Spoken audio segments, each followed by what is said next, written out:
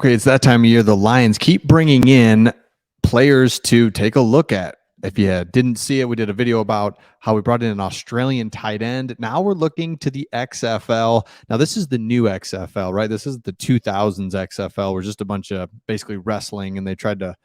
By the way, did you watch XFL back then, the old version of XFL? Let me know in the comments. He hate me. Some of the other stuff that was just crazy. It didn't look good, didn't work. It was a great idea. And remember, that was back in the 2000s, early 2000s, and they were calling the NFL soft, but back when it wasn't. And they were like, the NFL soft, wait till you see the big hits that we do that was in the old XFL. It was just insane, way too nuts. So let me know your thoughts on that if you watched the XFL back in the early 2000s. But we bring in an XFL star, and that's what I like about this is because we're bringing him in for a tryout rookie minicamp. Why not? And again, because the XFL is different than it was. It's not just this clown league. It's some legit football. So let's see what we got. So I'm going to share who this guy is, a little history on our kick returners and punt returners, and go back in time a little bit. I think you'll enjoy it. So here we go. The guy that we're bringing in, last name Shepard, 27. Again, shout out to Pride of Detroit. They've got great, clean articles, easy to understand. He's 27. Okay, so he's not like young. He's not super athletic.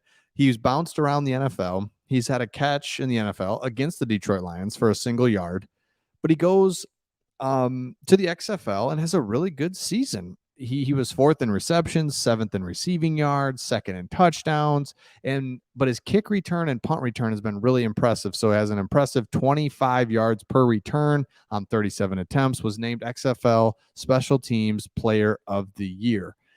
Now they say it, he's 5'10, 186, doesn't have like super blazing speeds, not this huge guy, but we just have not had in this one area that we really haven't talked about a lot, kick return and punt return. I mean, I can't tell you the last time we had a kick or punt return or any sort of like good return. I'm sure we had one. Oh, well, okay. We had Khalif Raymond. Sorry, last year was a good punt that was backed up in the end zone, whatever, still touchdown. But even kick return, like we can just focus on that. Like when's the last time we had a really good kick returner, some sort of threat? I don't know. It's been forever. And so I want to look it up and look at some old names and just look at it. So if you look at punt return, let's start there. Punt returns, Jack Christensen. If you don't recognize that name because it was in the 50s, he's the all-time leader with 8 TDs. But then Eddie Drummond, remember him? He had a good run with us. And this was punt return. Jamal Agnew. Then you got older guys, man. Yale Larry, Tom Watkins, Robbie Martin, Andre Roberts. He gave it a shot there just for 1 year. Mel Gray. Desmond Howard had a couple touchdowns. Forgot we had him. But then you look at kick returns. Let's look at our kick return franchise leader, Mel Gray. Love it.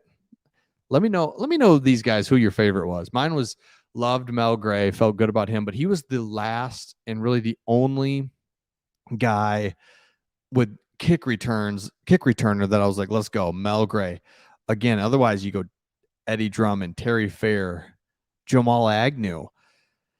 It's tough, right? It's tough to have a kick return touchdown. I mean, it's not like super easy to do, but my point is, when's the last time we had a threat back there? And that probably was Mel Gray, and that was back in 94. So 30 years ago is when we had a little threat back there. So you can kind of see some of the other names, and yeah, it's just not any sort of, it's something we haven't addressed, and it's not something you typically address, if that makes sense. You're not trying to draft a kick returner. It's something that you work in. Somebody can do it.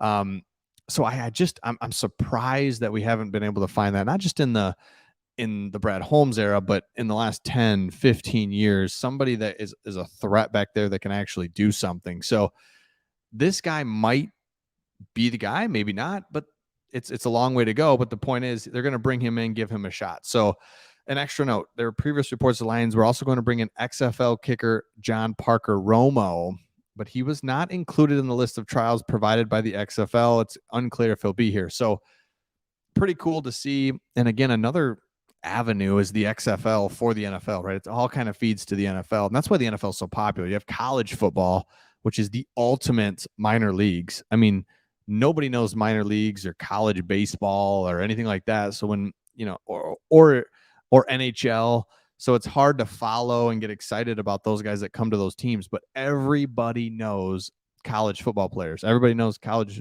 they come from Alabama and your team drafts them. And that's why NFL is one of the reasons NFL is so incredibly popular. But hey, an opportunity to grab from the XFL as well is really good. So let me know your thoughts in the comments. Am I making too big a deal out of kick return, punt return? And what I mean by that is I would really like to see us find somebody. And it's not that easy. I get it, but it's important to have a threat back there, and we really haven't had one. So we're going to give this guy a try. And here's the thing about kick return and punt return. It's a feel thing, right? Yes, you have to be fast. You have to be strong. You have to break a tackle here and there. You have to break an arm tackle. But at the end of the day, it's a feel. It's a vision thing. So no, he's not the fastest guy in the world, the most athletic, all that stuff. And he's been in the league. He's kind of bounced around, hasn't really stuck. But if his vision's there and he's got an opportunity to make something happen, then maybe he's a player that we can roll with. I mean, because I'll pull it up here, but if you look at currently, it was Justin Jackson was our guy. So I'm not sure. I'm really not sure who's gonna do that and take over the kick return responsibilities. By the way, Justin Jackson's still a free agent. I don't know why he didn't play more when he was on our team. He was our third running back, played, and whenever he did, it's like made stuff happen. So I'm surprised he didn't play more with us. And then two, he's still a free agent. I don't get that. I mean, he was good. He was fast. He was physical. I don't know. This is not a Justin Jackson video, but I'm always confused about Justin Jackson. I really like Justin Jackson. And by the way, I said this in another video. Swift, so glad he's gone. Just for the sheer what it represents. Like no fault of his own, but he gets drafted here by the Quinn Tricia era. So it just feels good to get him out of here as well as Okuda. And hey, they might go on to be good. Absolutely. I could absolutely see that, but it feels good to get those guys out of here. And it signifies we are moving on with all of our new guys, and the old Quinn Tricia stuff is mostly out of here, especially those two. I mean, right? There's some of the Aquara brothers and stuff like that, but they don't have a big prominent role that could get cut. These are guys that were expected to be something. Okuda and Swift. Nah, it's just time to move on. So let me know your thoughts in the comments. Remember, Craig and I are coming back with some more live streams, especially for the NBA draft. Don't forget, we do some Pistons. Pistons have just been so terrible, and we haven't done anything, and the line's been so good and so exciting. We've been doing more Lions. So let me know your thoughts in the comments, and we'll see all of you on the next one.